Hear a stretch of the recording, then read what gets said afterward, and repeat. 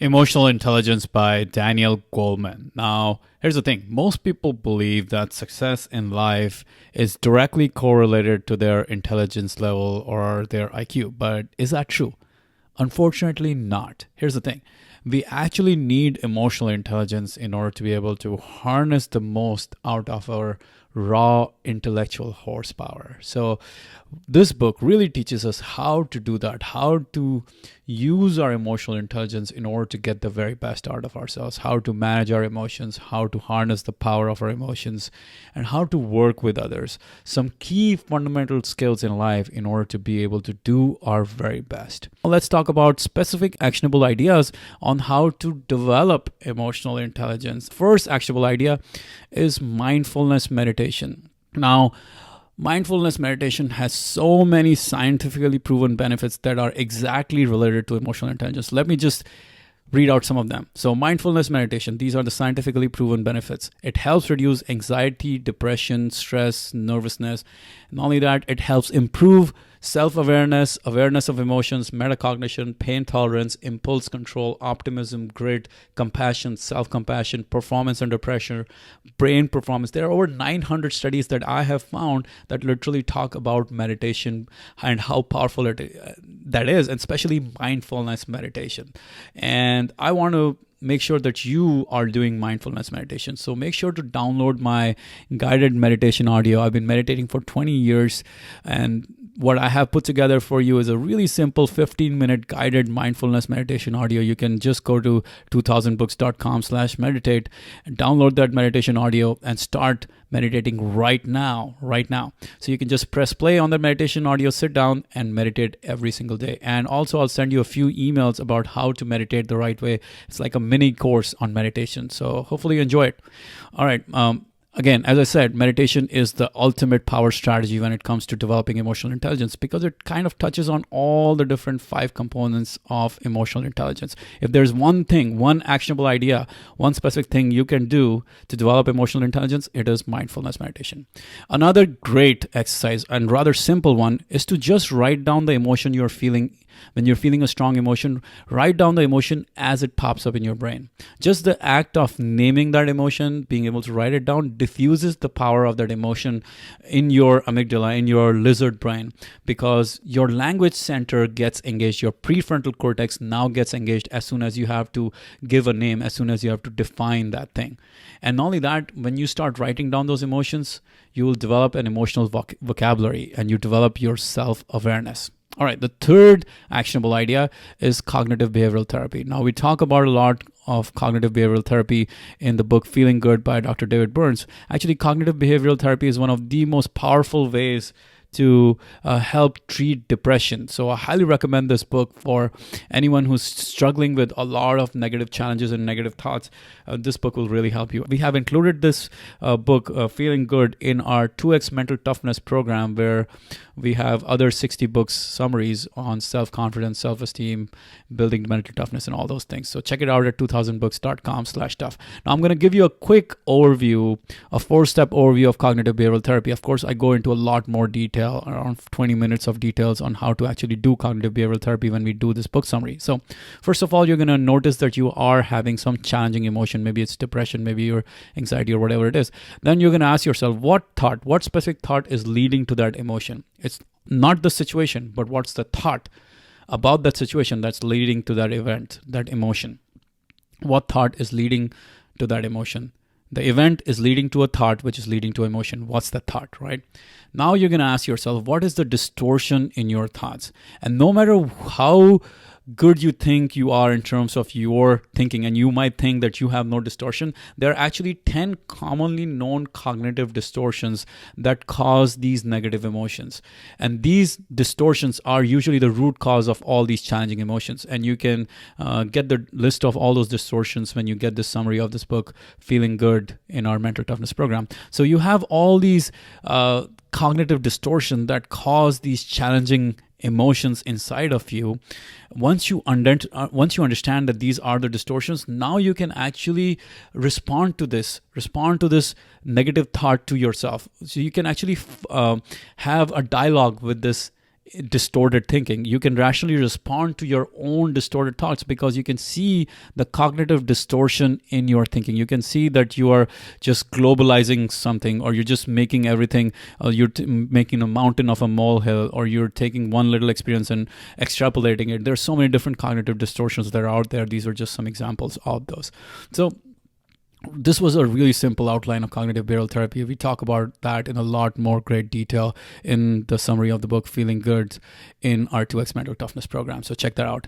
All right. The fourth actionable idea is to change your physiology. One of my favorite ways, actually, because changing your physiology literally changes your biochemistry. Just standing in a powerful position will increase your dominance hormones and reduce your stress hormones. Dominance hormone being testosterone, stress hormone being cortisol.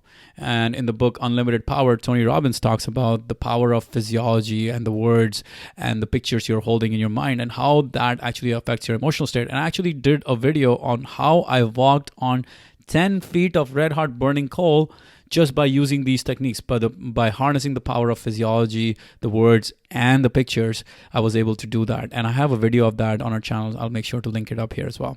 And we have the complete summary of Unlimited Power in our 2X Mental Toughness program. Now, here's another power hack, a really simple power hack. Whenever you're feeling depressed, stressed, fearful, nervous, anxious, just stand up. Stand up in a power pose, like a Superman, occupying a lot of space. Maybe spread your hands in the air, or maybe put your hands right by your waist and stand up in that power pose for 2 minutes. What will happen is, again, the same thing. Your testosterone goes up, your cortisol goes down, and now suddenly you start to change your biochemistry and you are feeling different.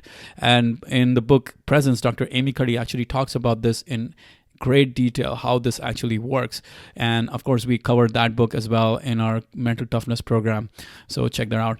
And one of my favorite hacks, along with these power body language hacks, is simply changing your changing your physiology to go walking or running.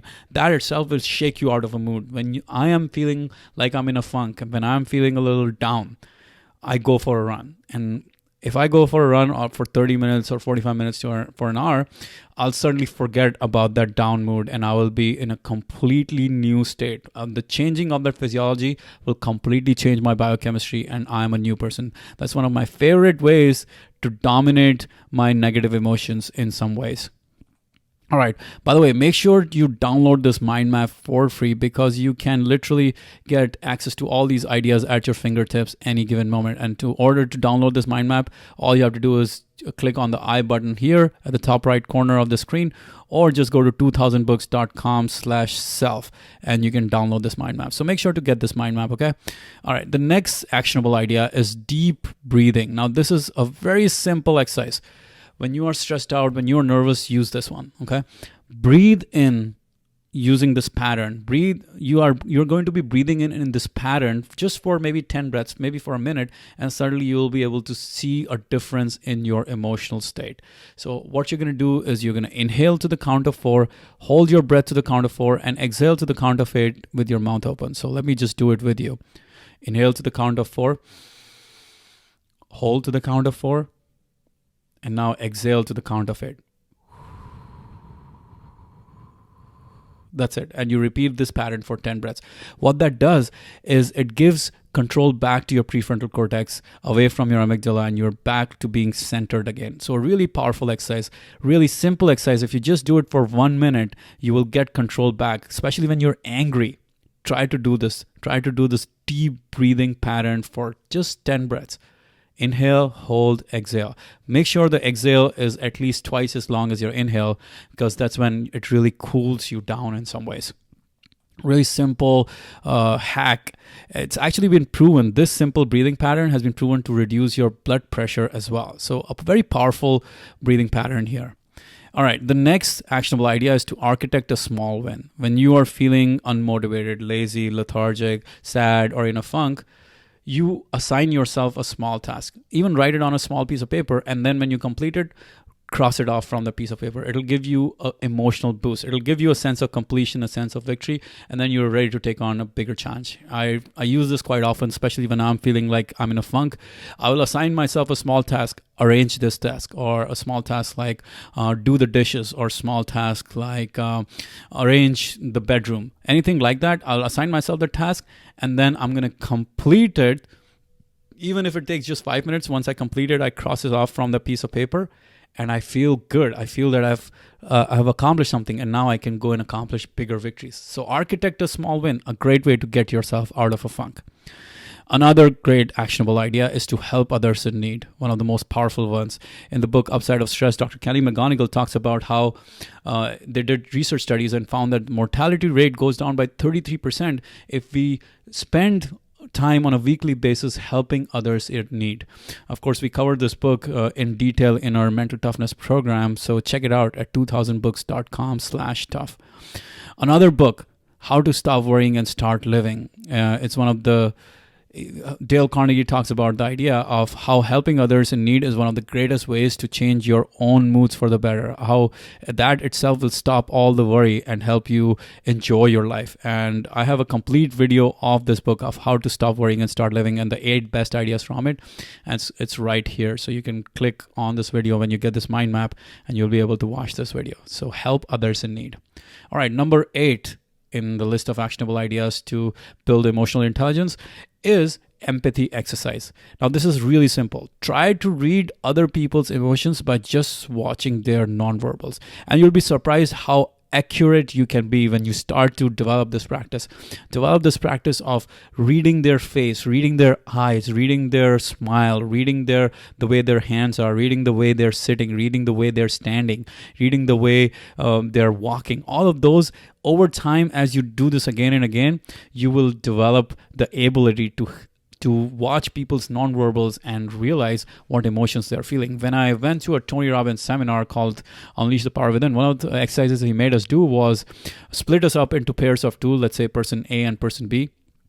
And person A was asked to enact, to go into a specific emotional state, whatever they want. And person B was supposed to figure out what emotional state person A was in. And usually one of the best ways to do that was to start to actually adopt the same specific physical state that person A was in. If person B were to adopt that physical state, they would certainly start to feel that emotion. And that's the key. To be able to feel people's emotions, to be able to understand people's emotions just by watching them is a very powerful strength you can develop. And it's a very powerful key to develop your emotional intelligence, right? It develops empathy. Another actionable exercise is to reframe. Now, reframing is a very powerful way to handle any negative thoughts or feelings you have about a situation. No matter how difficult the situation, if you ask yourself, how will this situation turn out to my advantage and why is this good for me? Now you're reframing that to something positive. And you can even reframe your past failures, how that specific failure helped you move forward, how it made a positive impact in your life. And in the book Awaken the Giant Within, Tony Robbins talks about a lot of specific reframes, different kinds of reframes. And we, of course, summarize the whole book in our mental toughness program. Check it out at 2000books.com/tough. Another great reframe is to realize that the obstacle that's standing in the way is the way forward. And there's a whole book by that name called Obstacle is the Way by Ryan Holiday, which it says, one of the most powerful quotes in the book is from Marcus Aurelius, the great Stoic philosopher. He said, "The impediment to action advances action. What stands in the way becomes the way." He's literally reframing the impediment as something that advances action. He's reframing what's standing in the way, the obstacle in the way, is the way forward. A great book, by the way, to check it out. And it's also in our mental toughness program. We summarize the book in there as well. So check it out. All right. Another and probably the last actionable idea we're going to talk about is how, not what. When the words from people are in conflict with how they're saying them, you have to trust how they're saying rather than what they're saying. You have to trust their body language, their tonality, their gestures, their voice. As you might have heard, 93% of communication is nonverbal, and that's actually true. We have to trust the nonverbals, not the words that are coming out of their mouth. So don't trust what they said, trust how they said it. All right, guys, I hope you enjoyed this video. I hope you learned a lot about emotional intelligence from this video.